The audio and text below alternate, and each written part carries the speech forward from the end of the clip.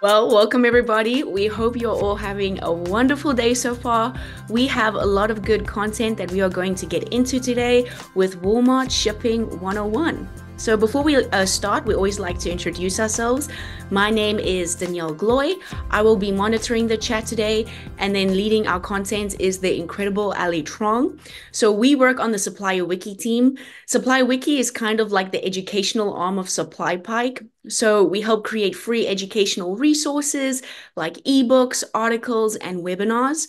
Our goal is to make content that is going to be the most beneficial to you and that is ultimately going to set you up for success. So if there is specific content that you maybe want to see more of, or even if there's some topics that you would like us to explore, please feel free to reach out to us. We would love to help you. And so, moving on to the agenda for today, we have a packed one for this hour. We're going to start off covering some packaging basics. So, just going over different pack sizes and pallet types, and mainly covering key terminology essential for shipping. And then next, we'll dive into truckload types and parcel shipping basics. So, we'll discuss how to choose the best shipping mode, taking into consideration things like delivery speed and product type. And then moving on, we'll explore choosing collect versus prepaid. And this is where we'll discuss the pros and cons of each option.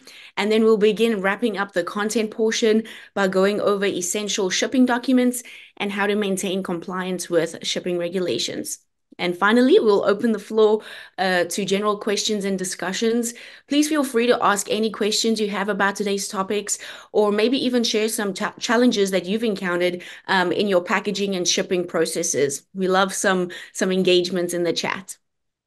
So a few FAQs that we typically get during webinar. The first one is, will we be getting a copy of the slide deck? Yes, absolutely. So you can expect to see this PDF version as well as the recording of this webinar appear in your email inbox in about 3 to 4 business days. You can also find our webinar recordings on YouTube under SupplyPike, or you can find them on our SupplierWiki website where you can download a variety of our slide decks. It's not just limited to this webinar. And secondly, what is the best way to ask a question? So at the bottom of your screen, you'll see a Q&A tab that has two little text bubbles. And this is where we ask you to please submit any questions related to the content, as I will be able to monitor them and then tee them up for Ali for the Q&A time at the end. And if you have any questions about the content, send them in early. I may interject sometime during the webinar if there is maybe a question pertinent to the content that Ali is going through, but for the most part, I will be saving those questions for the end. So last thing before we get into the content, if you are new to our webinars or have never heard of SupplyPike, SupplyPike is a platform that enables suppliers to get paid and get better. We do this with a software that identifies, recovers, and prevents deductions and compliance issues. And we also do this with a lot of different retailers. Some things we specifically cover at Walmart include like AP deductions, OTIF, SQEP, overages, etc. So anything that could be impacting your bottom line, we have built these tools to help target and resolve those revenue loss issues. And just a little shout out, we work with a lot of great suppliers. We have some of them up here today. And if you aren't currently working with us, we would love to see your brand's logo up here in the future. But in the meantime, I'm going to hand it over to Ali to get into today's content. Awesome. Thank you, Danielle. Appreciate it. And we're going to go ahead and get into today's content. I will say the allergies this season have really gotten me. So if I mute myself during this or my voice starts to go out, please just bear with me. But hopefully it's not affecting you or your families as well, because this year is really just crazy. Anyways, we're going to talk about packaging basics, and we're going to start with pack sizes. So this can be a point of confusion for new suppliers specifically because there's a lot of lingo in the industry and it depends on the retailer how they refer to these. So we're going to kind of define what these particular names mean for the different pack sizes and when they'd be used. So if you hear someone say vendor pack, that's going to be the outer box and it should have an easy to scan label. And that label should not be, and we'll get into this later, at the UPC level, but rather for that vendor pack. And then within that is a smaller grouping of products, which is the warehouse pack.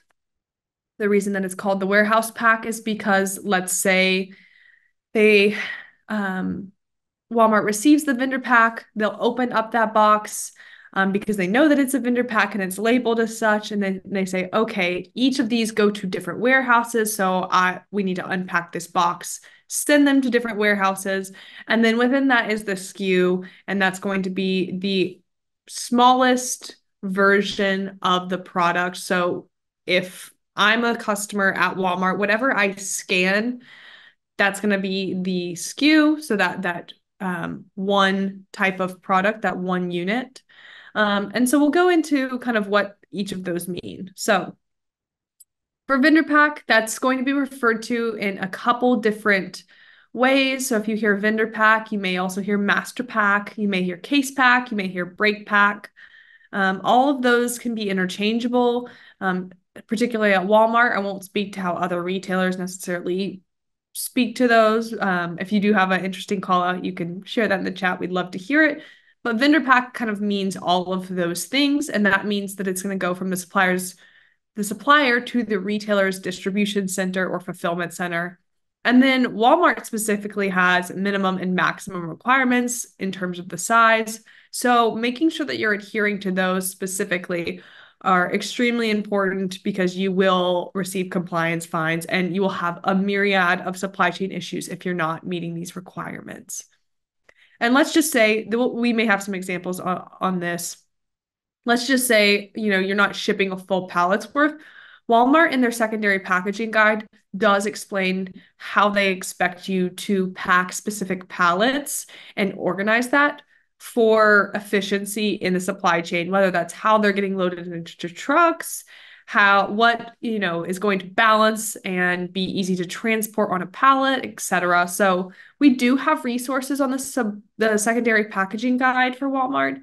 If you haven't read that, please go download it. Danielle can find the link for you guys really easily and send that in the chat. But we also have our cheat sheet that covers that and kind of calls out some of those main things that we see suppliers asking about.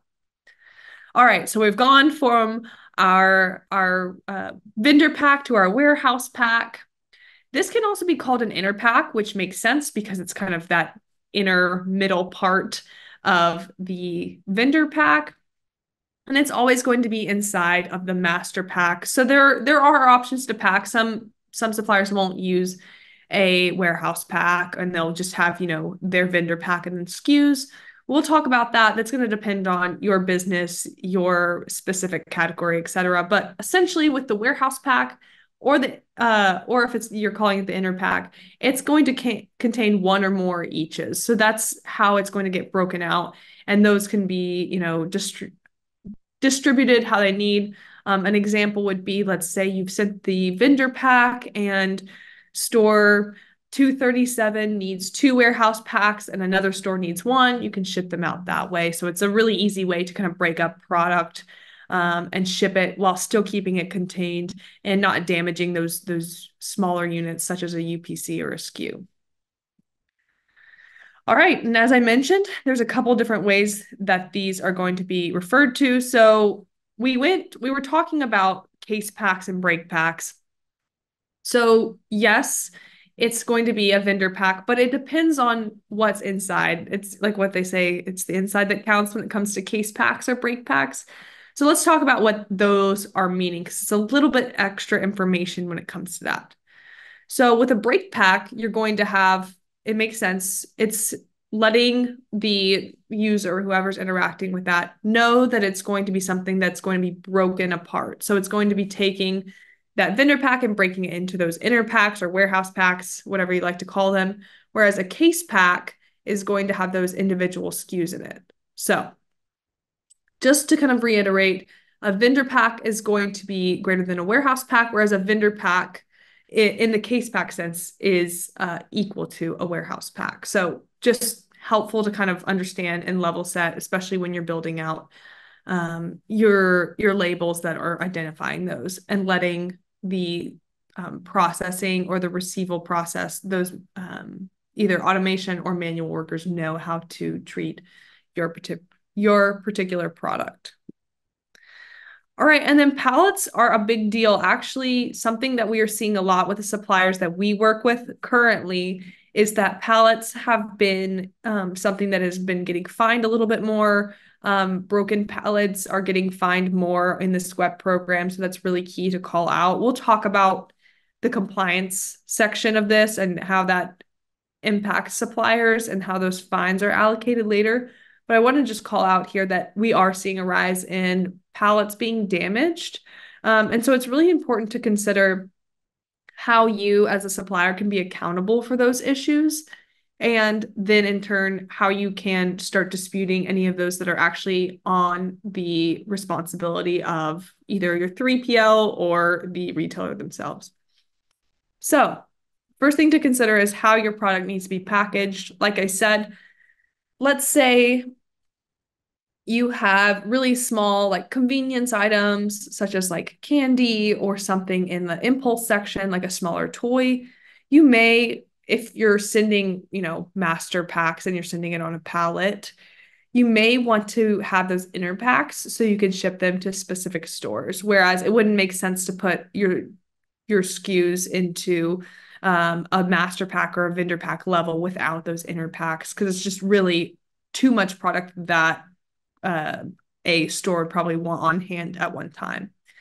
Another thing to think about is how many of your products can fit on a pallet. A lot of suppliers have seen efficiency in increasing that amount, being able to pack smarter, whether that's down to the organization or the packaging design of the actual each or SKU rather.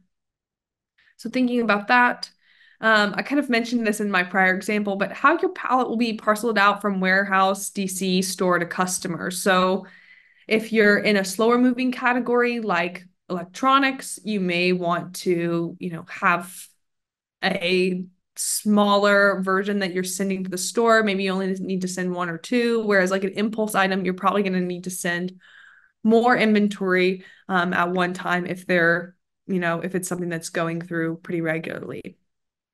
And then lastly is how Walmart's initiatives in packaging, tech, and manufacturing can affect your business.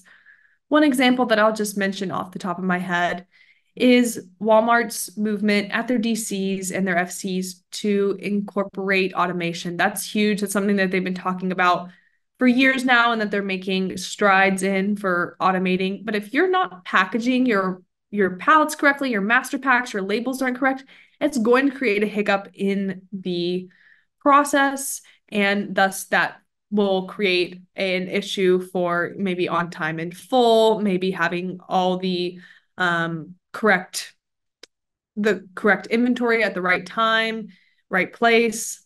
So making sure that you are understanding, keeping up to date with those, it's going to make you be a stellar supplier rather than one that is causing issues and affecting the category or the store at large. And then the last thing I'll say about pallets here is the standard is 40 to 48. That's the US standard in Walmart secondary packaging guide because I have read it a couple times, all 200 and something pages.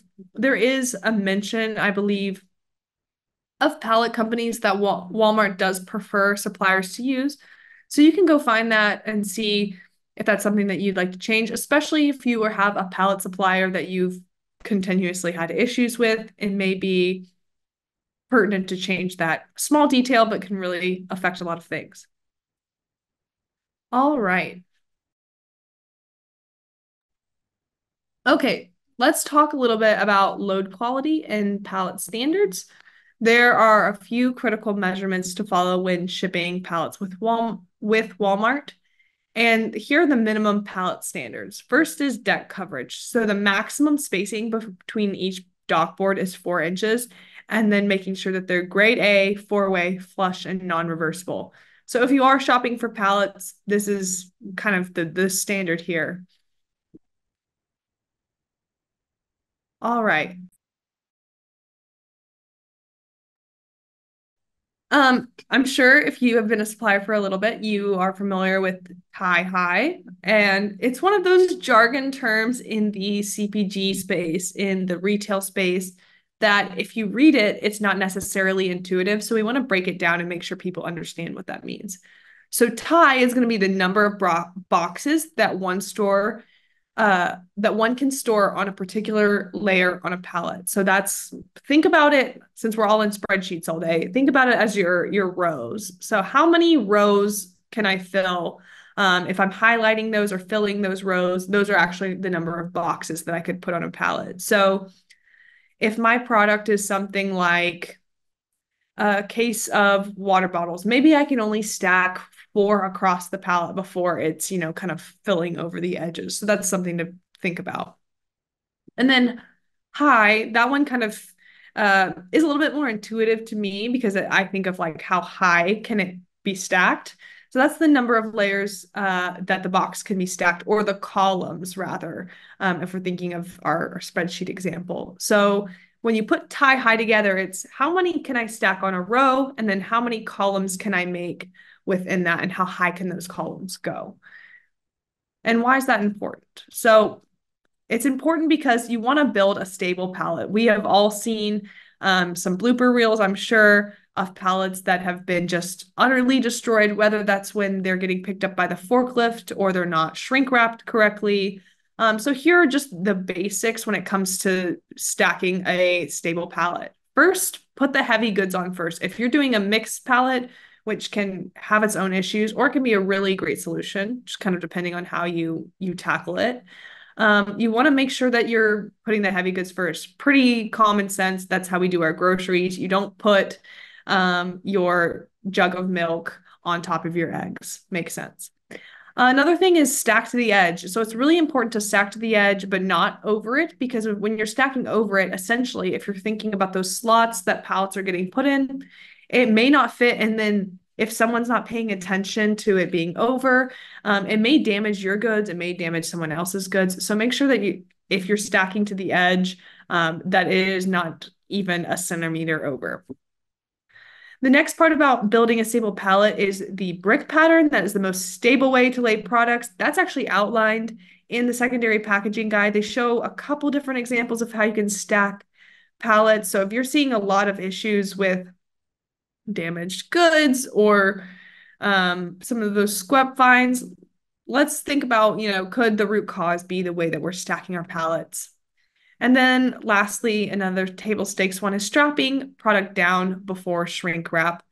A lot of suppliers will go ahead and put their pallets down, put their product on, and then shrink wrap it. But strapping them down can just reinforce that shrink wrap, because even if you wrap it really tight, sometimes with the way things go, it can move around, and then the shrink wrap isn't really doing much except holding its once perfect form. All right. Let's talk a little bit about strategic pack sizes. So there's a balance between shipping costs and replenishment cadence. As with all supply chains, it's kind of a balance of all the different variables that you have to deal with. So if really start with thinking about what you need for your product, your replenishment cycle for your specific category. If you're shipping, some of those onesie twosies, like you have your, kind of standard product, but then you have some new innovation that may be the thing that's causing you the most issues. Excuse me one sec.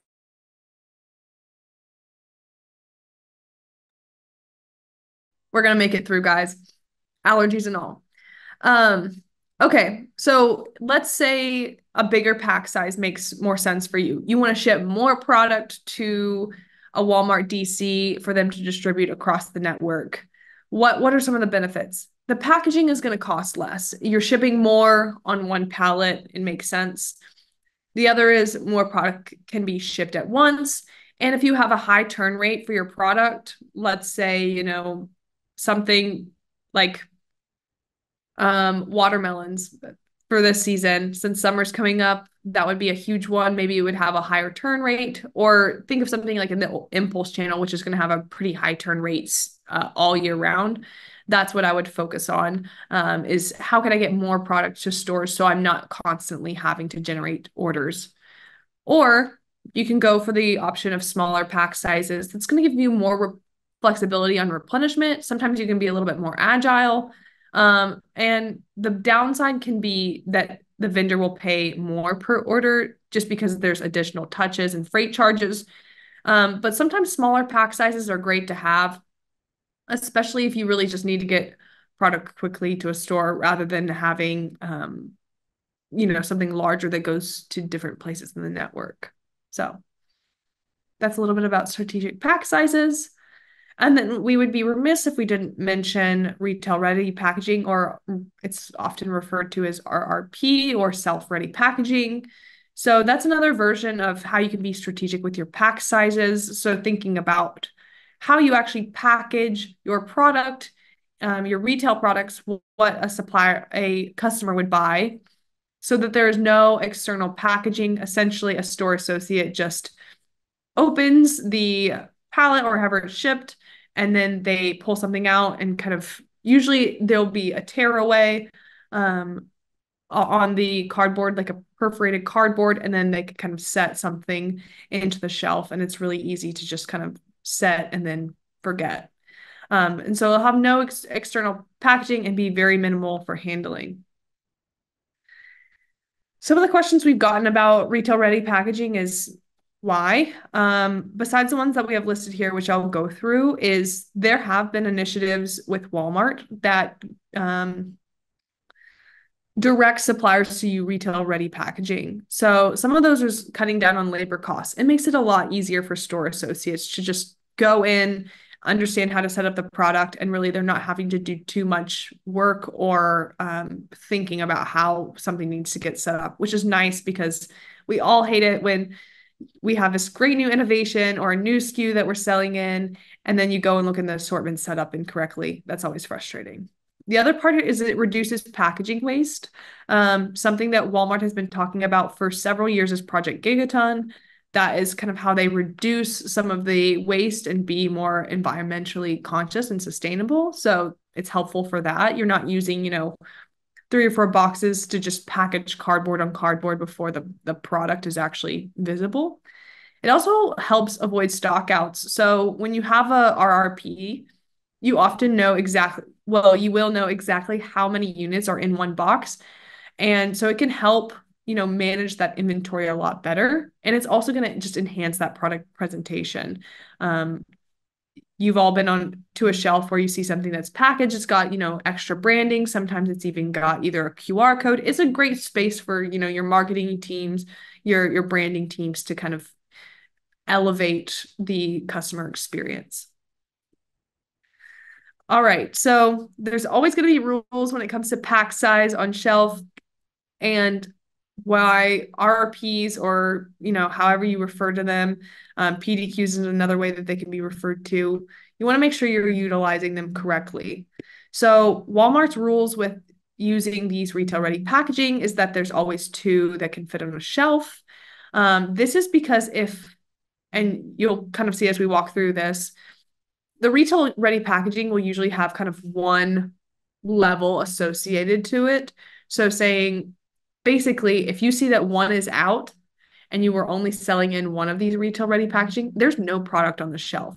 So that's why it's great to have 2 on shelf. So one can just be pulled forward on the shelf, and then it automatically you will know that you'll need to replenish it. And then you can always work with the teams if it makes more sense to have more on hand, etc. But it's a much more fail-safe way to make sure that retail ready packaging is, not completely out of stock. And then if you're not utilizing those retail ready packaging, the expectation is that you build a maximum warehouse pack size that will allow you to fit 1.5 warehouse packs on the shelf. So kind of taking your smallest unit and building up from there. But essentially, you want to have 1.5 packs on the shelf, because if you're only sending 1 warehouse pack to a Walmart, which is pretty standard for what happens, if you've got 4, you'll send them to the 4. If you've got 4 warehouse packs within your vendor pack, you'll send like usually 1 to a store. So with that, it's great to have it built out so you have enough safety stock to kind of combat if there is one that's completely sold through. You still have that basically half a warehouse pack that's living on shelf. And then when a store sells through that one warehouse pack, like I said, it's automatically triggered in your replenishment system for a new warehouse pack. So it can just give you that safety of not having a complete stock out on the shelf.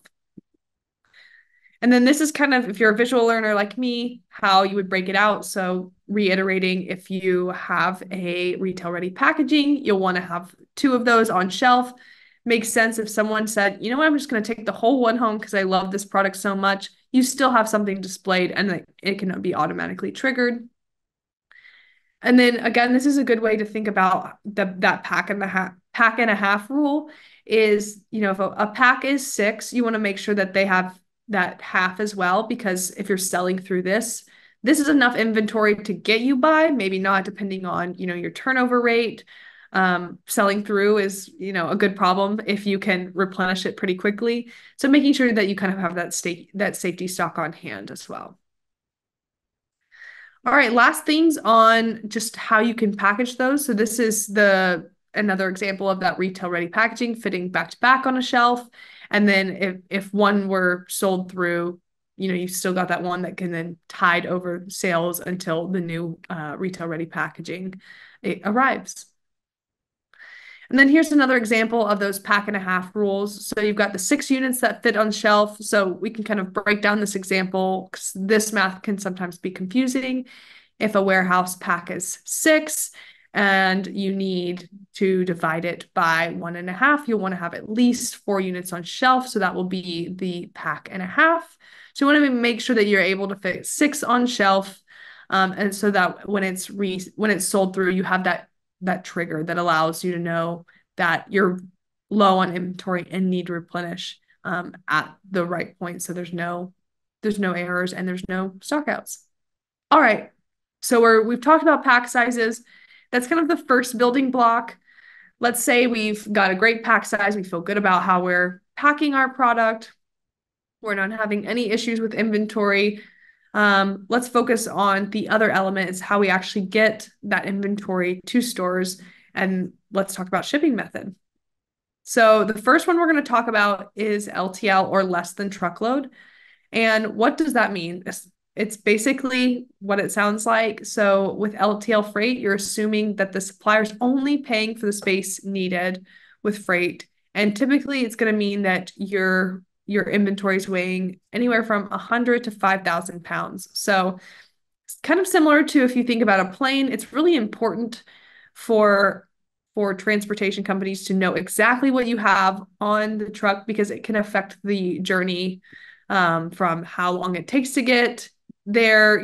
If let's say your pallet is you write down that it's only 100 pounds, but it's actually 5,000 pounds, it's going to take up way more space in the truck, which could push someone else's inventory out, which could create an issue. It could be damaged. It could take the truck longer if they think they're, only hauling something really small, and they're trying to deal with the issues that have come from that. So it's really important to make sure that when you're working with less than truckload or full truckload, that you're being specific to these requirements. So LTL, FTL, Parcel, all of them are great options. It really just depends on what you need, specific to your business, to the expediency you need. Things to get there is not necessarily an issue with LTL or FTL, but sometimes there are some timing issues, some other things about just picking those. It can be your category. It can be the 3PL that you're using, any specifications of your product. So we'll kind of get into some of those here in a second. But with LTL, this might be the best option for you if you're looking for cost-effective shipping. So you know that you don't need a full trailer. You don't want to have to pay for a full trailer if you only need like a fourth of it. You can split that cost with other retailers, or other suppliers rather. It's a little bit more flexible in delivery timing. So if you don't have to have your product there at a specific time, or let me reword that. If you don't have to have your product there with immediacy, let's say, it's getting packed and it'll get there within your MABD window, perfect. But if the store needs the inventory tomorrow, LTL may not be the best option for you. So it can really just depend on the scenario. And then the last part is making sure that as a supplier, you can accept that slight risk that there may be damage or misplacement. We have had suppliers literally take pictures of stuff getting packed into trucks, FTL and LTL. It's not necessarily one or the other, just because if you're with LTL, you're going to have people entering the truck to put more product in. And let's say you're the first in, there may be 2, 3, 4 times where the truck is getting loaded and things can happen. Hopefully nothing nefarious like, someone stealing something out of the truck, but things can get moved around or bumped. So if you can accept that risk and you feel okay with that, as well as some of the timing, because there will be other pickups along the way, that may be a great option for you, especially if you have a little bit of product and looking to save, be a little bit more cost effective. All right, what's full truckload shipping? It is exactly what it sounds like. What FTL freight assumes is that you are paying for the whole truck of only your product weighing about 2,000 pounds or more. So if you're interested in FTL, what are some of the reasons why it might be the best option for you? Fast shipping is one. Not to say that it's going to be, it can depend with collect or prepaid and kind of the scenario going on, but you aren't having to stop to pick up other suppliers' products, or your 3PL or the trucking company, the transportation isn't doing that. It gives you lots of volume. So if you have, let's say it's summer and you sell beach balls, and maybe you need a full truckload to, just meet the demand that it's being asked. Other options are less handling. So you're not having people coming into the truck as many times. It's getting loaded once. It's happening at your receival center or your warehouse. So you really have a little bit more control in that aspect of what the product looks like once the doors are closed. And that can be helpful when it comes to disputing if you have full truckload. But again, both are great options. And then what's parcel shipping? So shipping is basically what it sounds like. We're all very familiar with it in the age of online shopping. It's for that smaller, lightweight individual shipments. It's typically going to be less than 150 pounds, and it's going to be delivered by carriers like FedEx, UPS, USPS, etc. This would be a great example if, let's say you're in the jewelry department, you only have like 16 small SKUs that you're sending to stores, and maybe you're direct to store, so you want to ship it that way. That would be a great example of why maybe you would go with parcel shipping. Just kind of break down that example. The best options for suppliers who are looking for partial shipping would be options to ship individual items.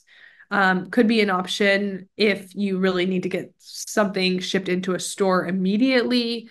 Obviously not a good long-term strategy to be shipping something directly to a store, and then copy pasting that for the hundreds of stores that Walmart has, but it's an option. It's good for online only or DSV suppliers. That's typically, what they're using. And then something to note here that can be a disadvantage is that high risk of stolen or damaged products. We, have all experienced that being in the age of online shopping or the age of Amazon or Walmart.com. It's going to be the name of the game. So making sure that you feel good about that risk and maybe having additional insurance or something to kind of make sure you're able to track that product or make sure that it's received without being damaged. So kind of another disclaimer there. All right. So we talked about full truckload, less than truckload, and partial shipping. And I kind of alluded to collect and prepaid. It's another option that you can kind of layer on top of, you've got your pack sizes, you've got your packaging, you've got your pallet. That's good to go. You're thinking about, okay, I only have X amount of products, so maybe I don't need a full truckload, or maybe it makes sense to ship direct to store, or I need, just a cost-effective way to ship my product, but it's not a lot, so I'm going with less than truckload. Now let's layer on collect versus prepaid. So what does what does that mean? We'll start with collect freight. So collect and prepaid are the ways that your product is being shipped, the shipping method in terms of, are you owning that process, or are you asking someone else to basically represent your product in that transportation process? So collect freight is where Walmart backs up to the supplier's facility to pick up the product. Walmart is using their own fleet, or they're contracting with a third-party logistics or 3PL to do that pickup on their behalf. And Walmart is taking ownership of that product at the supplier's facility. And then the difference here is prepaid freight. So prepaid is saying the supplier is responsible for delivering those products to Walmart facilities. That could be a distribution center, fulfillment center, or store. And a supplier is contracting that 3PL to do delivery on their behalf. Some suppliers, oftentimes it's usually your beverage. A good example is, I think Frito-Lay has their kind of own distribution center, and they even go into stores and set up those shelves. So that's an example of, they are probably use prepaid freight when they're doing that, or have some kind of 3PL. So the difference here is prepaid suppliers are saying, I'm still owning that responsibility of transporting my product from my warehouse to where Walmart has asked me to deliver it on time and in full. Whereas collect is saying, hey, Walmart, I'm going to be ready for you to pick my product up, and it's going to be the right amount, and I'm going to have everything ready for you. And then once it's in your hands, I'm handing over that responsibility to you as to deliver my product where it needs to go. So with prepaid, you are really, as the supplier, owning that all the way up until Walmart takes ownership of the product at their facility. So you're in charge of, how the product is on the road, all the way until Walmart receives it and it's in their DC, and then you're basically handing over that ownership. And both collect and prepaid are great options. And honestly, most suppliers do a mix of both. Especially some of those larger suppliers are going to do a mix of both. The pro with collect is that you're not responsible for the delivery performance, and freight costs are out of your control. So you kind of have that going for you. However, you're not in control of those on-time deliveries. So sometimes you don't have the full picture or visibility of why things don't get there on time. And that kind of goes to the second point, is there's less visibility into transportation. With prepaid, the pro of using prepaid is that you do have that control in terms of cost. You have a little bit more flexibility to switch to other 3PLs, to change processes, because you are owning that. Whereas with collect, you kind of are hands off, which can be good or it can have its consequences. And then prepaid, one of the cons that we see is that liability. So you have a lot more responsibility when it comes to on time and in full, and some of the other fines that can happen just because you're handling along that process. But both collect and prepaid are going to have the opportunity to be hit with deductions, AP deductions, OTIF fines, SCRUB fines. So there's not a difference there. And then the last thing, I think I alluded to it a little bit, but with prepaid, the con is that the liability is yours. You're owning the damages, delivery time, etc. But really, both collect and prepaid it just depends on what your business needs and how it operates. All right, we're going to talk a little bit about shipping documents and avoiding those deductions and fines. So as you can see, we're layering on when it comes to some of those shipments. That shipping information at Walmart, you have your pack sizes, your packaging, the way that you're shipping, the method. So now we're going to talk about some of those shipping documents and how those really integrate into proof documentation when it comes to avoiding deductions and fines. All right, we're going to talk about, and I've alluded to these, some of the types of shipping deductions and fines that you can receive. Okay, the first is short shipping deductions. And we'll get into those particular codes, but at Walmart, they have about 70 codes that they're usually using regularly with AP deductions. Danielle can send our AP deductions guide in the chat. If you're unfamiliar with Walmart deduction codes, I definitely give that a read. It's free.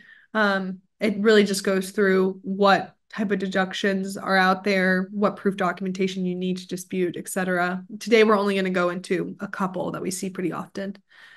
The other bucket of revenue loss that can happen is OTIF fines.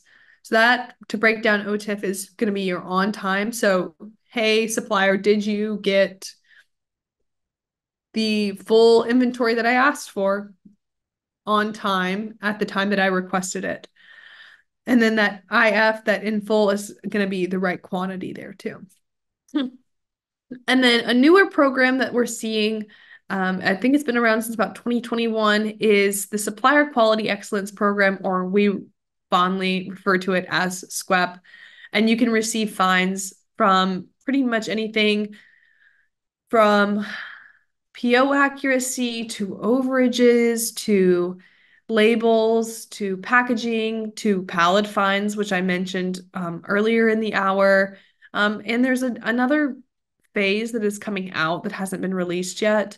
And we'll see if that ends up releasing. We've been kind of holding our breath there for a little bit, but it's on scheduling and transportation. So you can start to see how these deduction programs, which are separate, can start to layer on top of each other and create issues and a whole lot of fines for suppliers.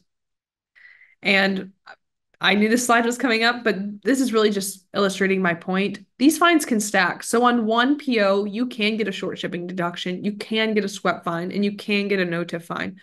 Just because these programs don't talk to each other, it's not intentional. It's really just the system being huge, and it can, these are hitting at different times as well. So it can be a timing issue as well. So saving proof documentation, I'll say that today, but I'll say it now here.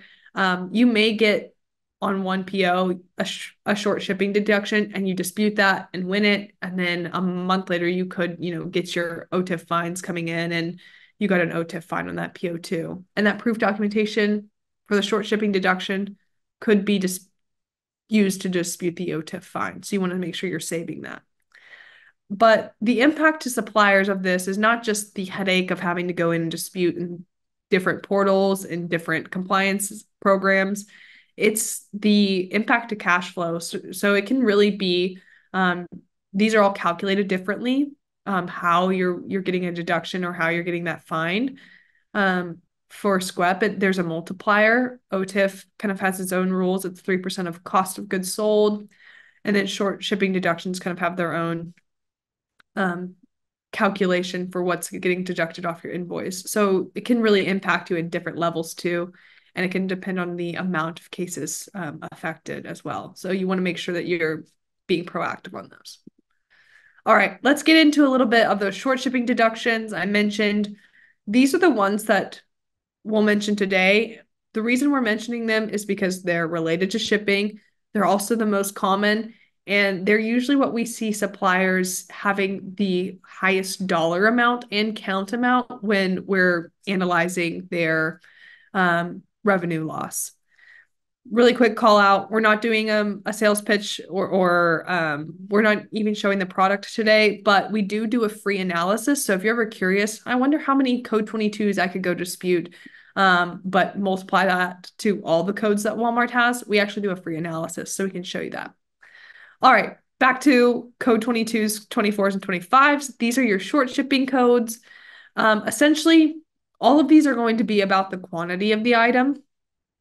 Code 22s are going to happen when a quantity of an item doesn't match what's on the invoice, whereas a code 24 is going to be when a shipper invoices for more than what it claims to have received. So it's going to be an overage, which is something that you can get in the SQEP program as well. So you'll see that layering start to happen. And then code 25s are when Walmart claims to not have received any merchandise. So this could really layer on top of an OTIF fine as well, saying, hey, I didn't receive the product on time because I received nothing. The truck showed up and the product that you said was going to be there wasn't. So you can see they're helpful in terms of understanding what happened in the supply chain, but they can be frustrating because then it's on the supplier's side to start digging in, understanding what happened, and then go and dispute that. All right, we mentioned a little bit of OTIF fines and want to call out that these have changed recently. Danielle will send the update OTIF article that we wrote. I'm making Danielle work a lot today, sending all of our resources in the chat. So Walmart's actually changed this. It's reduced down to, I believe, actually it was 98, and so now it's down to 95. So this is correct. Walmart expects a 95% fill rate on any non-compliant cases are going to be liable to OTIF. So that's a 3% cost of goods sold on any case. So you can see how that can start to really add up. And what we've seen with suppliers is usually they're really great at understanding their fill rate. And it's not the majority of their assortment. It's a lot of times those ones that are out of process. Maybe it's a shipper with, a new assortment. It's really honing in on some of those item levels, which is, another thing that's important for suppliers to understand is like, where is this issue happening? Is it at the item level? Is it at the DC level? Digging into that root cause. And just to kind of call out separate from, just the fine itself, deductions are disputed internally in Retail Link. OTIF fines are outside, they're disputed outside of Retail Link in high radius and that platform.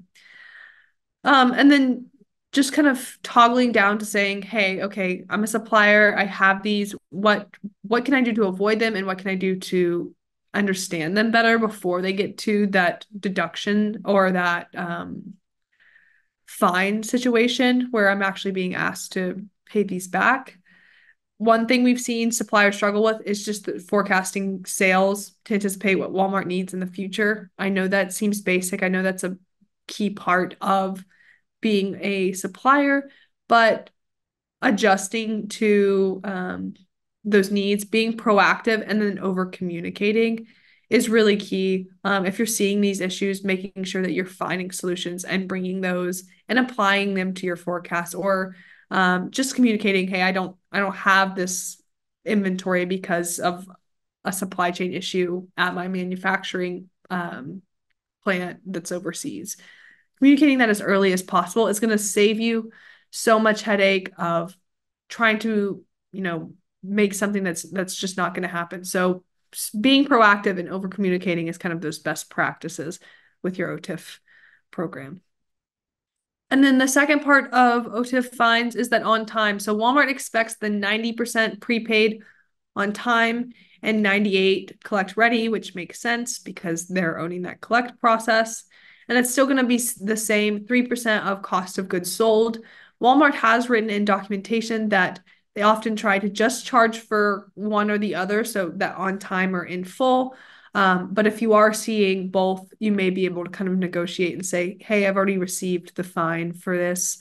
But, that's written in their documentation, but it could be subject to change. And then here are some more best practices when it comes to both collect and prepaid when it comes to being on time. So for prepaid, that means you're owning that process. Know your delivery windows. If you want to, deep dive and have someone just explain your delivery window to you, we are happy to do that because it can be a little bit confusing. And we may have a slide on those particularly, but knowing when your must arrive by date is, you don't want to send it too early and you definitely don't want to send it too late. You're going to get dinged with an on-time fine either way. So just making sure you're in that window and working with your 3PLs for being on time. Pardon me. If your 3PLs are not compliant, you've worked through processes, it's time to change 3PLs, especially if you're seeing problems with specific just chronic issues that you can only contribute to your 3PLs, or even saying, hey, we want to continue to work with you guys, but something has to give. If this is your responsibility, we'd like to work out a way to pass on those fines to your prepaid, those who are representing you in your prepaid transportation. And then with collect, make sure the POs are ready for pickup. It reminds me of kids who aren't at the bus stop when the school bus comes and they're just running after it. With collect, if your POs aren't ready, Walmart collect freight or any 3PLs representing Walmart freight will leave. They have their own schedule and they want to make sure that they're adhering to who they're ultimately representing, which is Walmart. So they will leave if you are not there, ready to be received on time, because they've got other things to pick up and got a schedule to run on as well. So make sure you're ready.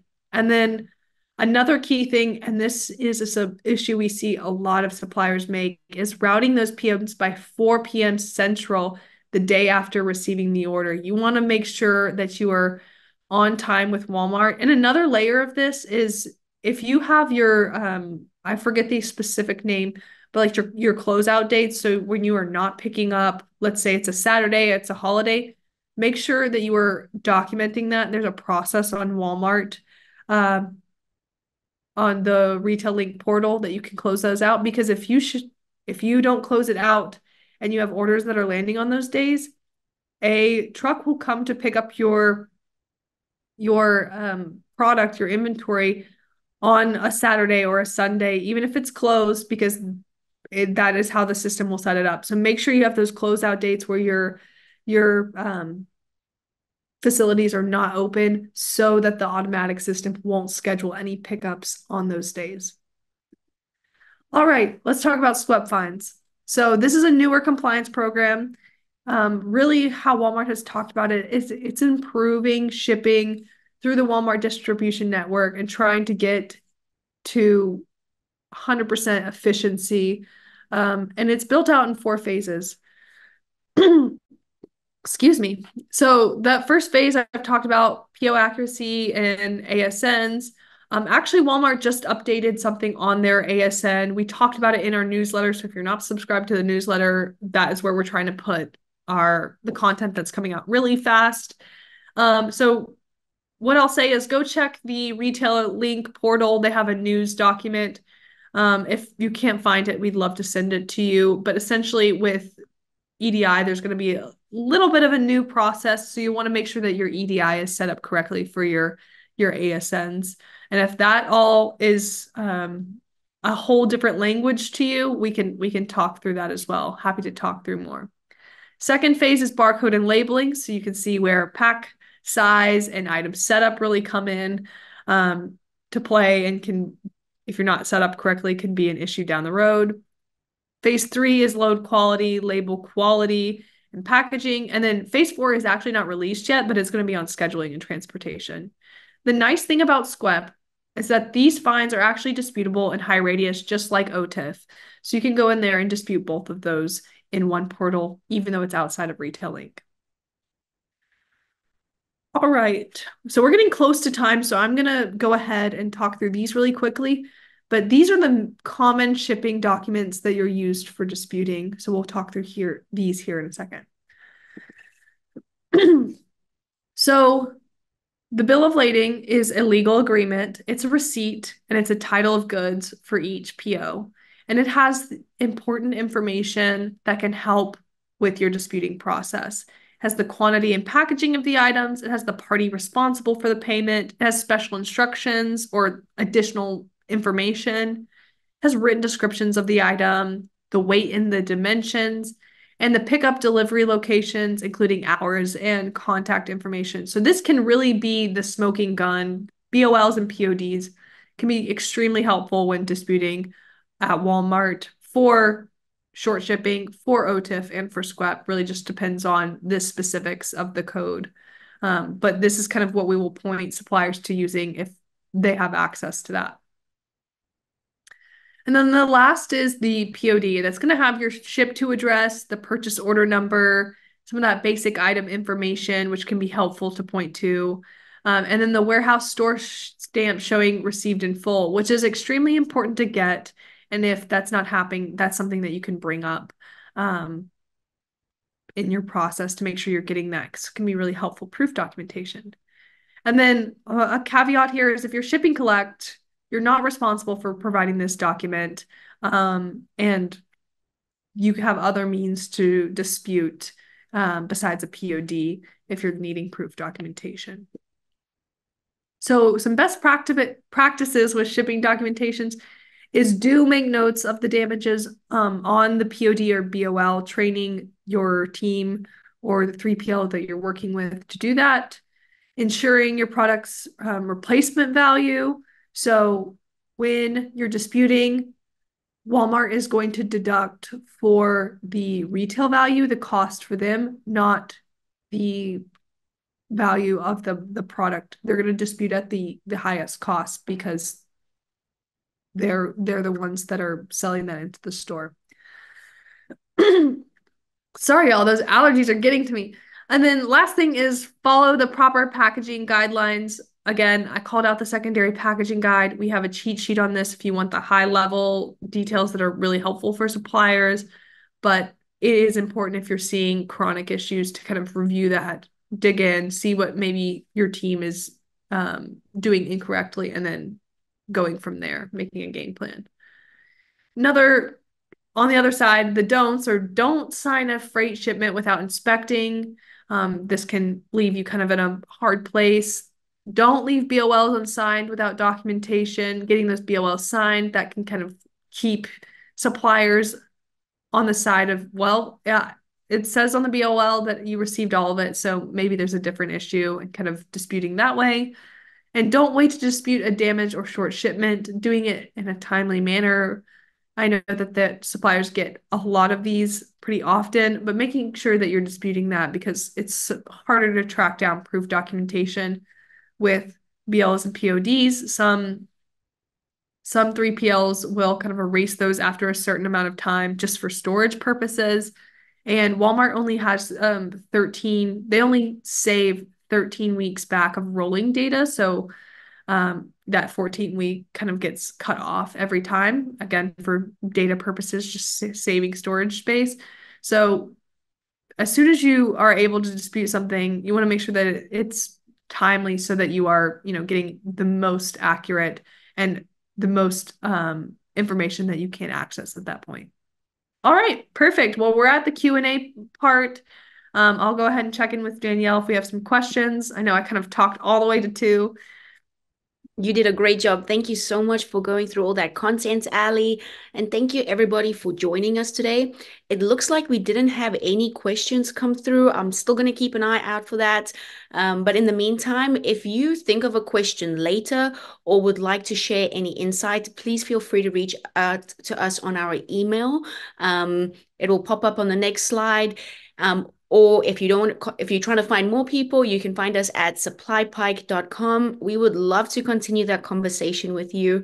But that is all we have for you today. Our next webinar is going to be next Tuesday, and that's going to be retail link apps for SQEP. So we're just kind of going to go through some retail link apps that can help improve your SQEP performance. So you can find that webinar registration on our website. So we really look forward to seeing you there. Thank you guys all for joining us today. We hope you have a great rest of your day.